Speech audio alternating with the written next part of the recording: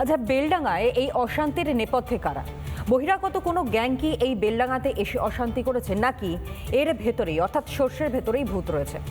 বড়ুয়া মোড়ের বাসিন্দারা তারা এক্সক্লুসিভলি রিপাবলিক বাংলাকে কি জানিয়েছেন তা তো আপনাদের সামনে রাখবো, কিন্তু প্রশ্ন হচ্ছে মমতা বন্দ্যোপাধ্যায়ের পুলিশে তারা কি বিন্দুমাত্র আঁচ করতে পারেনি যে এইরকম কোনো ঘটনা ঘটতে চলেছে, নাকি সবটাই পরিকল্পনা? দেখুন। এবার কে কুণ্ড থেকে আইসে এবারে কে চিনবি? আমাদের সব লোক ছিল না। শুনলেন কি ভয়ঙ্কর দাবি করছেন বেলডাঙ্গা স্থানীয়রা? শুক্রবারের তাণ্ডবের ঘোঁট পাকিয়েছিল বহিরাগতরাই। রিপাবলিক বাংলার মুখোমুখি হয়ে এমনই দাবি করলেন বড়ুয়া মোড়ের স্থানীয় ব্যবসায়ীরা। তাদের কি মুখ চেনা আপনাদের? না, আমাদের মুখ চেনা নাই। বাইরে থেকে কোনো ইন্ধন ছিল মনে হয়? যারা এখানে বিক্ষোভ করছিলেন তাদের কি চেনা মুখ আপনাদের? মানে ওরা কি প্রত্যেকের বাইরে থেকে এসেছে? বাইরের লোক। এবার কে কুণ্ড থেকে আইসে এবারে কে চিনবি? লোকাল মানুষরা এই তাণ্ডবের সঙ্গে ছিলেন না? আমাদের সব লোক ছিল না। লোকাল বা যারা স্থানীয় মানুষ যারা এখানে ব্যবসা চালান, যারা স্থানীয়রা রয়েছেন, যারা টোটোর ব্যবসা, অটোর ব্যবসা করেন, তারা অন্তত চাননি এরকমের তাণ্ডব হোক। অনেকেই রয়েছেন যারা প্রথমবার হয়তো এই রকমের তাণ্ডব দেখলেন। এর আগে 2019 সালেও সিএ এর বিরুদ্ধে প্রতিবাদের নামে জ্বলেছিল মুর্শিদাবাদ। আগুন ধরিয়ে দেওয়া হয় ট্রেনে।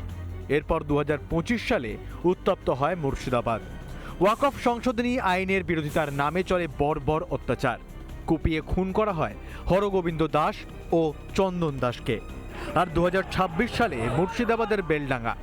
বারবার ঘুরে ফিরে হিংসার ভরকেন্দ্র সেই মুর্শিদাবাদ। যদিও শুধু বহিরাগত নয়, তার সঙ্গে তৃণমূলও আষ্টে পৃষ্ঠে জড়িয়ে, এমনটাই দাবি বিজেপির। ঢপবাজির একটা সীমা থাকা উচিত। তৃণমূল কংগ্রেস প্রত্যক্ষভাবে এই ঘটনার সাথে যুক্ত।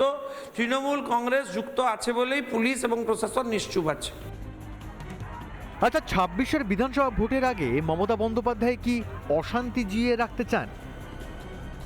মুর্শিদাবাদে মুসলিমরা তৃণমূল থেকে শিফট করছে, এটা মৌসুম মেনেজুন চড়ে যাওয়ার পর মমতা বন্দ্যোপাধ্যায় বুঝতে পেরেছেন, তাই গায়ের জোরে দখল করবার চেষ্টা হচ্ছে। ভারতের সার্বভৌমত্ব রক্ষা এবং সুরক্ষা রক্ষার জন্য এই রাজ্যের তৃণমূল সরকারটা যাওয়া উচিত। দিনে দুপুরে আগুন জ্বলছে বাংলায়, তারপরও চুপ মমতার পুলিশ। কার নির্দেশে নীরব দর্শক ছিল পুলিশ?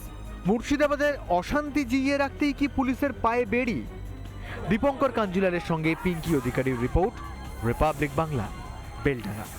নানা ধরনের কন্টেন্ট দেখার জন্য লাইক করুন, শেয়ার করুন আমাদের ফেসবুক পেজ, সাবস্ক্রাইব করুন আমাদের ইউটিউব চ্যানেল। পাশাপাশি অন্যান্য ব্রেকিং নিউজের জন্য অবশ্যই চোখ রাখুন রিপাবলিক বাংলায়।